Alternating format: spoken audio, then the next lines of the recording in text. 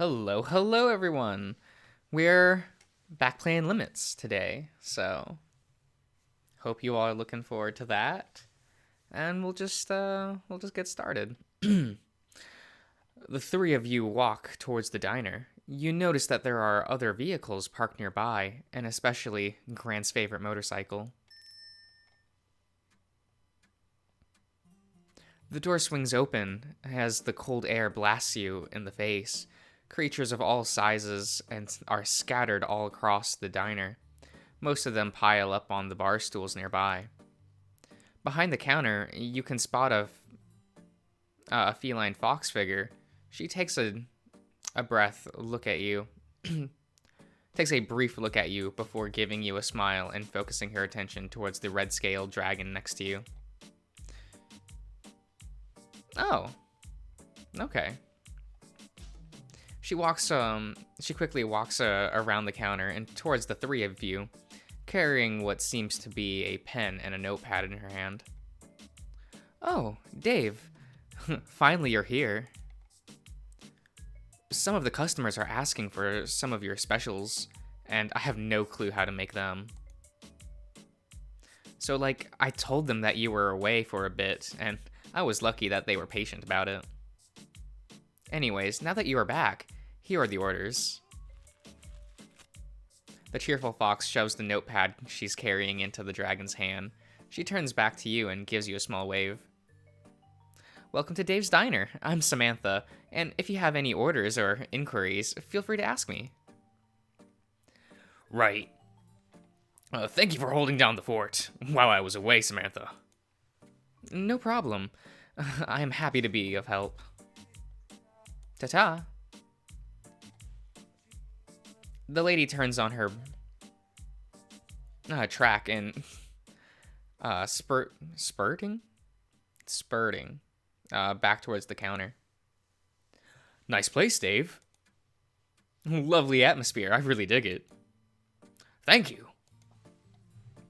How about you two find Gran while I return back to work? Sounds good. Actually, I think that's him right over there, waving at us.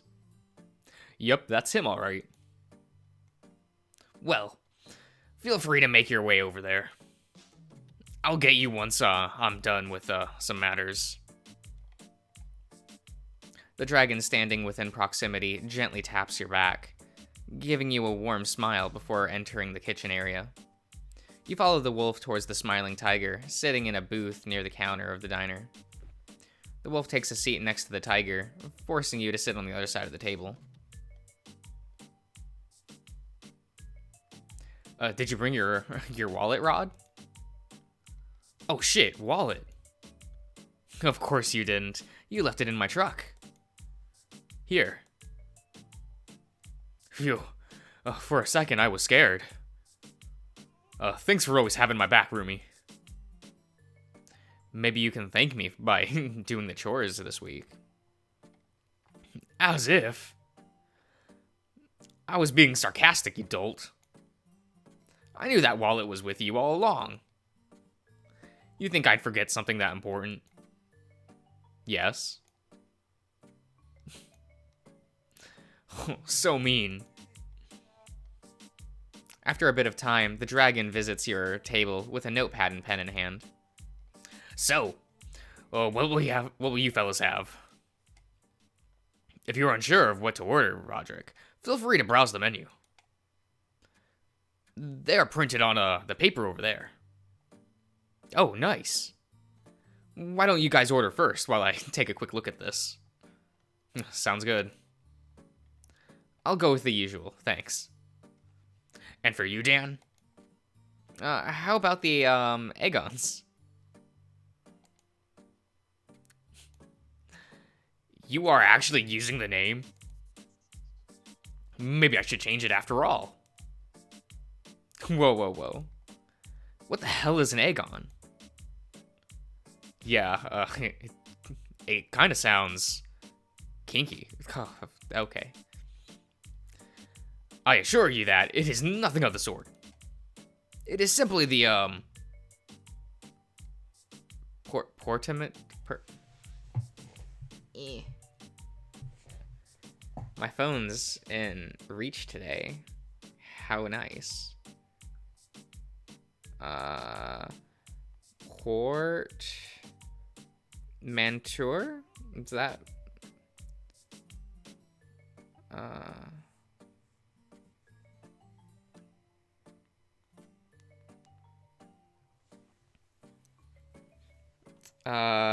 A large truck or suitcase, typically made of stiff leather and opening into two equal parts. That is probably not the definition we're looking for. A word blending the sounds and combining the meanings of two others.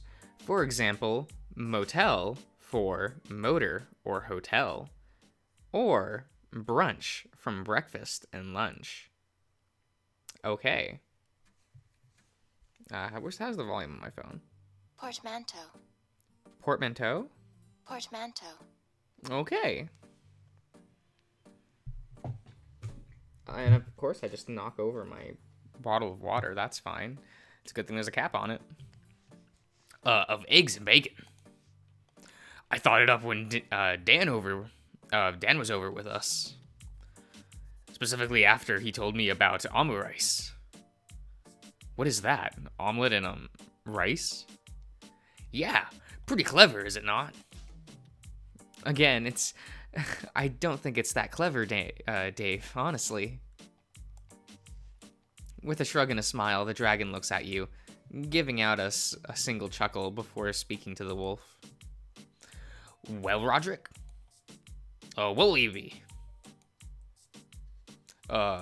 Yeah. I think I'll order this and this. And maybe one of this. Once everything is ordered, the three of us chat among ourselves for a little while before the dragon comes back with the smell of delicious food wafting in the air. Food are eaten, and before you know it, you find yourself being dropped off at the police station. But that's not where Dave is. Well, looks like it's time to part ways. Thanks for dropping me off. You're welcome. How are you holding up, by the way? I'm doing great now that I've got some food in me. Again, you're one hell of a cook, you know that? Huh, thank you. Your praise is too much for one such as I. No need to be posh and humble, Dave. I was merely playing with you. I appreciate the compliment. I see. Sneaky. You can find amusement in the littlest of things, Dan. So in short, you like to tease. For a second, the dragon freezes as he looks at you, bewildered. Afterwards, his expression turns into a wide smile. So cheeky. But I suppose there is some truth in that. The dragon winks at you before walking back towards his car. I'll see you around, Dan. Maybe visit the diner when you have the chance. Perhaps after you're done with your business here. If I do, will I get a treat get treated to free food? The red dragon stops in his tracks as he slowly turns his body towards you. There's a glint in his yellow pair of eyes as he looks at you, smiling. Sure, that can be arranged. Take care. The dragon waves at you before entering his car and driving away. See ya. I wonder what's going to happen to me now. Time to find out, I guess. Is Pierre here? I don't know. Probably meet up with Norman. Yes? Really? He's here. Don't bullshit me. I've got no time nor energy to deal with this shit. Why would he be here?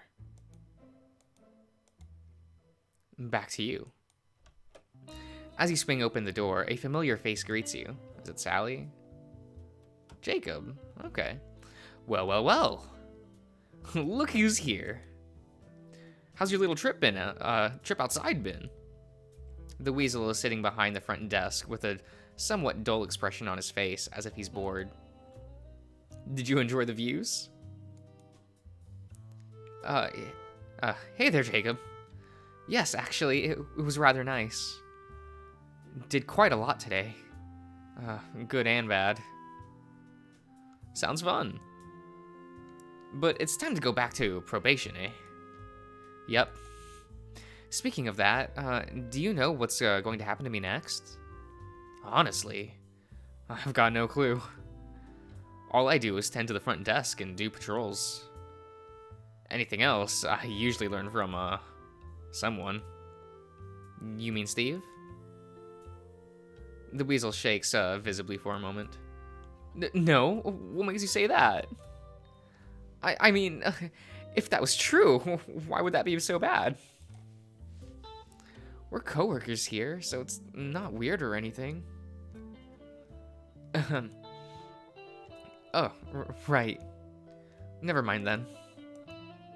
Well, what are you doing? What are you going to do?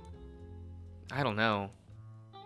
I was kind of hoping that someone here could help me with that. Is the chief in here? Maybe I could go and ask him. Nah, he's away at the moment. Something urgent came up and he had to go somewhere. Urgent? Yep. He didn't say where he was going though, so your guess is as good as mine. Ah, okay.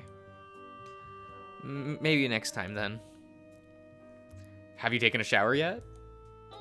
I mean, do you take them, or? You take a brief moment to process what the weasel had said, a little coming out of your eyes before you burst out laughing. Of course I take showers, Jacob. What do you take me for, a Yu-Gi-Oh player? I'm not entirely a slob, you know. Right. That's good. I'm just saying, because I don't think you've asked anything related to showering. Which was kind of sus. What's next? You're going to eject me from the spaceship?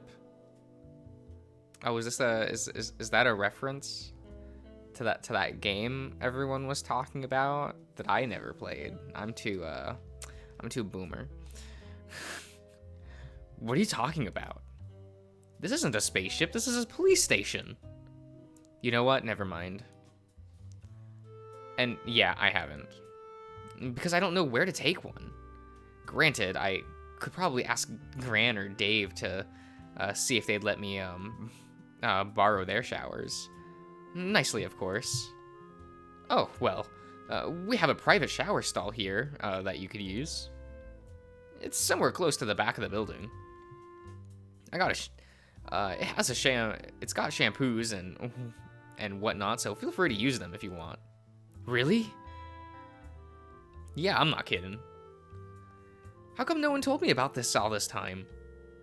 Well, you didn't ask. I guess that's fair. Where's my... Oh shit. Oh no. I drop everything. No. Okay, where's my... Okay, I got that back. Where's my bottle of water? There it is.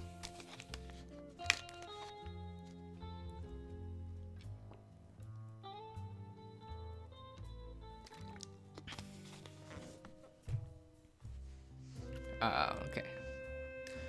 Would have been nice if I was told earlier, though. Yes. Maybe the next time another stranger winds up in probation here, I'll be sure to tell them all about it. Let's hope it doesn't happen to anybody else then. Well, what are you waiting for? Go on then. Take a shower. Okay. I'll get on it. You don't have a change of clothes though, so like... I don't know how much that's going to like help you. Like, you know what I mean? Like you would shower and then you just put back on your sweaty clothes. So I don't know, like yes, it'll help, like, you know, get all the grease and shit out of your hair. That's kind of nice. But like, you know, By the way, did I need someone to come with me? Whoa, Dan. Are you saying that, are you saying what I think you're saying? You facepalm yourself. No, Jacob. I mean, do I need someone to chaperone me around the office? I know. Just messing with you a little bit. Good call, actually. Here, just wear this again, and you're good to go. What happened to the badge from yesterday, by the way? Oh, I took it off and placed it on a table by the bed I slept on. It should still be there, I hope. Ah, okay. That's fine then, here. The weasel hands you a familiar blue object. You take it off of his hand and promptly wear it on your shirt. Okay, cool. The stalls are this way, right? Yep. Just through that hallway. Take a left and then take a right. There's a sign that says shower stalls, so you shouldn't be able to miss it. Ah, thanks again. I'll be off now. Oh, actually, before you leave, I just remembered that Steve wanted to see you. Just head straight to the infirmary once you're done. Alright, cool. Thanks for the heads up. Also, did you have lunch? Want me to order something for you? Nah, it's all good. Gran and his friends treated me for lunch already. Why were you with him? Why can't I be with Gran, you know? He's a police officer. It should be fine with me. Whatever. It's a long story. Anyways, I'll get to it. The weasel simply shrugs as he pulls out his phone. Sure thing. I'll let Steve know that you're coming. With a wave, you turn on your tracks and walk onward. You spend some time taking the shower that you've been craving for. Afterwards, you spend a bit of time trying to wash out the bloodstains on your shirt with soapy water. Man, what a mess. I hope this'll do. Once you're done, you make your way towards the infirmary, eager to visit the doctor. Eager? Okay. Sitting by his desk, you spot the otter, handling a couple of documents in his hand. He hears the door open and focuses his attention towards it, his eyes noticing your presence as he gives you a warm smile. Ah, Dan. Come in. How's your little trip been? Good afternoon, Doc. It was fine. Learned quite a bit of new information. Did you find out what it was you were looking for then? Sort of. I'm still trying to wrap my head around it, to be honest with you. Ah, alright then. Take your time to understand the situation. So, do you need me for something? Actually, yes. It's about the next procedure. Chief Norman and myself have been discussing quite a bit about you. Mr. Oppenheimer himself was also included in the discussion. Usually matters of such as this are only to be discussed among the employees working here and the relatives of the person we are discussing. However, yours is a rare exception. I've been told that you aren't exactly from around here, so getting in contact with any of your relatives is practically impossible. Looks like the cat's out of the bag. Hopefully the chief only told the doctor and no one else. The chief mentioned that your biological father is somewhere in this world, am I correct? Although, it seems that you don't have a way of contacting him, let alone know that he was here all along. Fortunately, it seems that Mr. Oppenheimer knows a great deal about your old man, and seems to have a way of contacting him. Hence, we feel that it would be alright to include him within the discussion.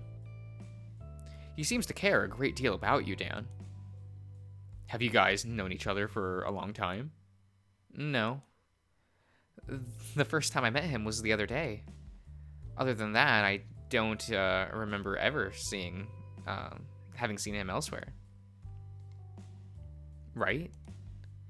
Could it be that everyone here has a parallel form in my world? Maybe they're all human, just like me. If that was the case, then maybe it was possible I had met him before. I'm probably just overthinking this. Crap.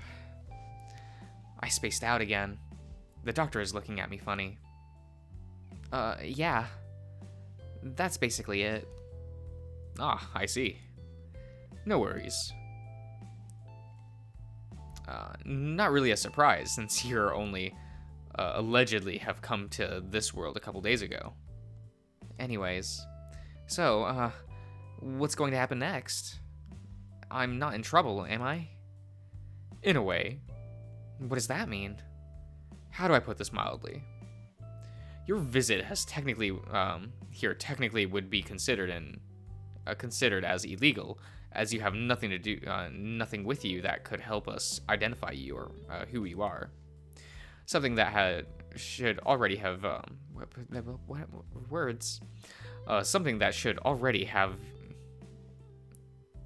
that you should already have as you are of age. Not only that, but you don't have the documents indicating that you have been given the permission to visit in the first place. Frankly, it is not a crime to be taken lightly, yes, Dan? Your eyes widen as you can feel the beating of your heart quickening with every beat you take.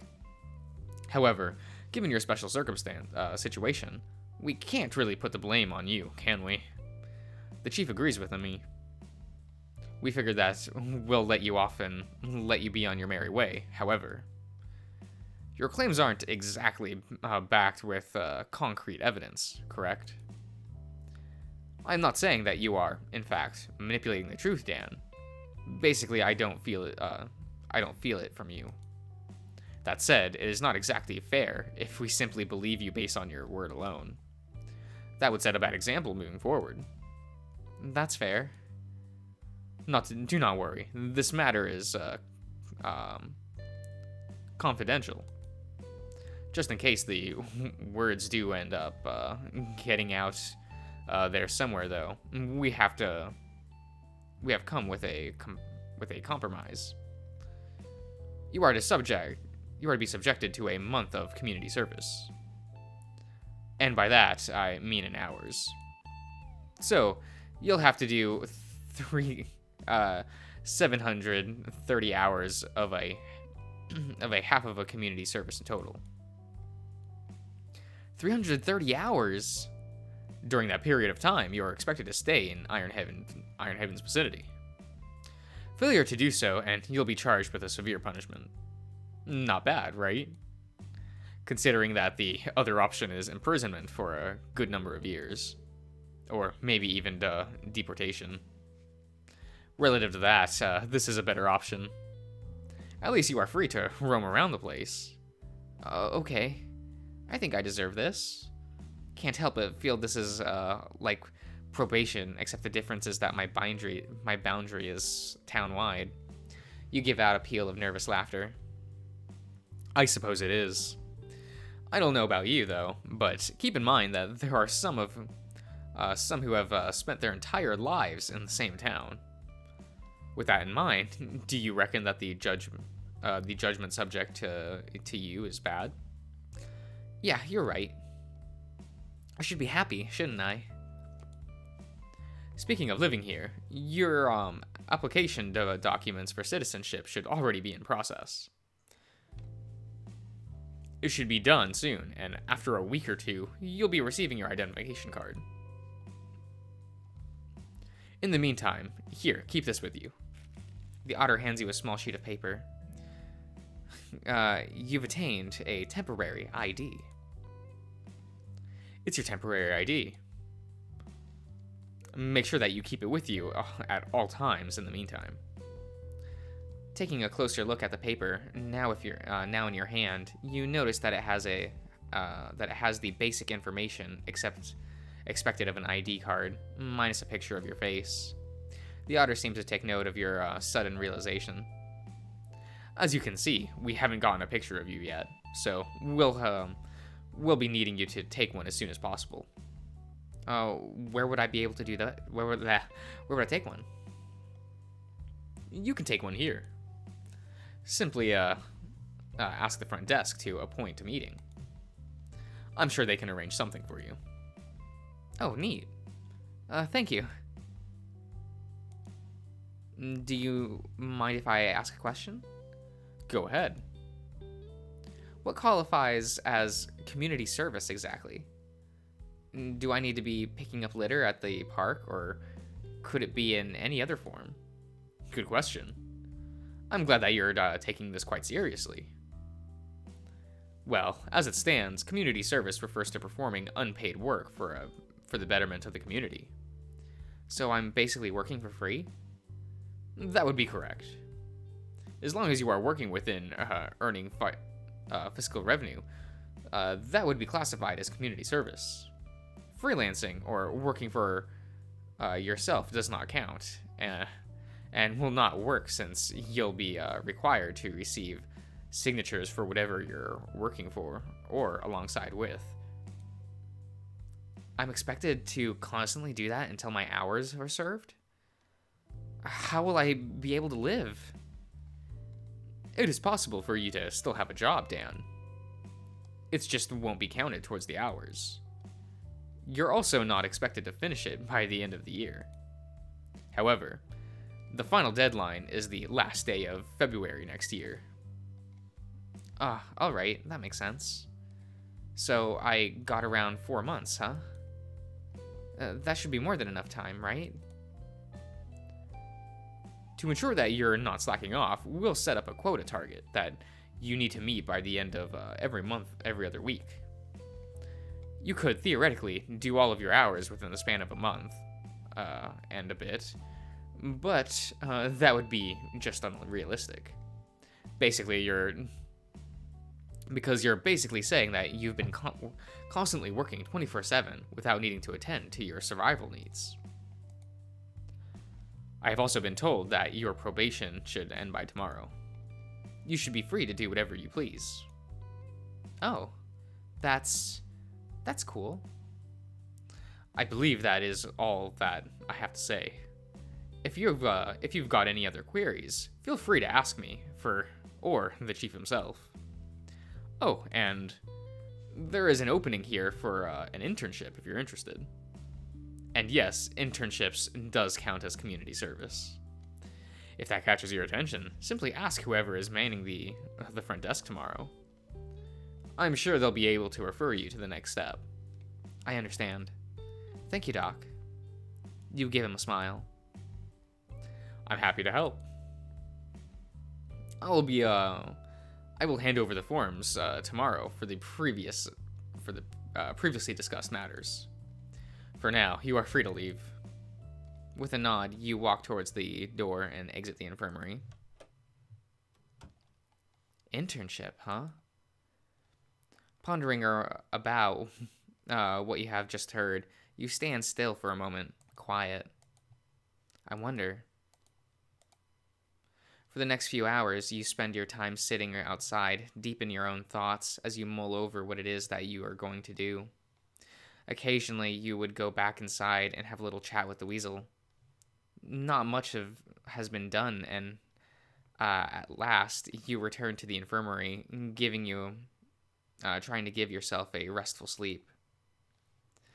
Upon entering, you pass by the doctor, getting ready to clock out for the day. He bids you a good night before heading on his own way. You lay yourself on the bed, closing your eyes for a moment as you take a deep breath. What a day. A lot of things sure have happened today. You stare at the ceiling, sighing, as you try to recall the events that have happened today. I wasn't really expecting to receive a hug by a dragon today. But wasn't that nice? Then again, a lot of things had happened, so I can't say that I didn't enjoy the feeling. So warm. I wonder what he's up to tonight. And the community service. What am I going to do? And where shall I go? You close your eyes. Make the choice. Who shall it be? Who shall be the one?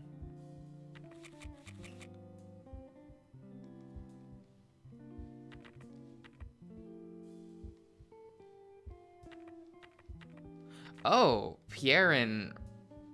Oh, so they aren't done. Okay. Huh. Well, we were always choosing Dave, so...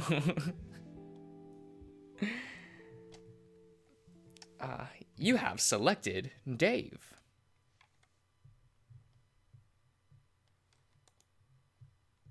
Dave?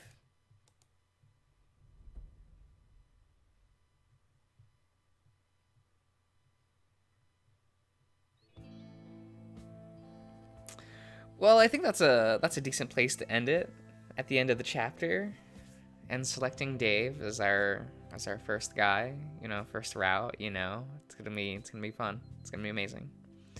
Because he's best boy. I'll die on that hill. But yeah, see you around, everyone.